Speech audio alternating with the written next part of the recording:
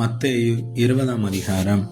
பரலோக ராஜ்யம் வீட்டஜமானாகிய ஒரு மனுஷனுக்கு ஒப்பாயிருக்கிறது. அவன் தன் திராட்சை தோட்டத்துக்கு வேலையாட்களை அமர்த்த அதிகாலையிலே புறப்பட்டான். வேலையாட்களுடன் நாளன்றுக்கு ஒரு பணம் கூலி பேசி அவர்களை தன் திராட்சை தோட்டத்துக்கு அனுப்பினான்.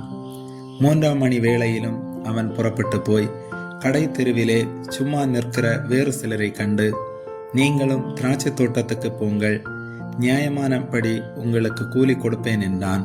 அவர்களும் போனார்கள். மறுபடியும் 6ஆம் 9ஆம் மணி வேளையிலும் அவன் போய் அப்படியே செய்தான். 11ஆம் மணி வேளையிலும் அவன் போய் சும்மா நிற்கிற வேறு சிலரை கண்டு, நீங்கள் பகல் முழுவதும் இங்கே சும்மா நிற்கிறதென்ன என்று கேட்டான். அதற்கு அவர்கள், ஒருவரும் எங்களுக்கு வேலையிடவில்லை என்றார்கள். அவன் அவர்களை நோக்கி, நீங்களும் திராட்சை தோட்டத்துக்கு போங்கள், நியாயமானபடி கூலி பெற்றுக் கொள்வீர்கள் என்றான்.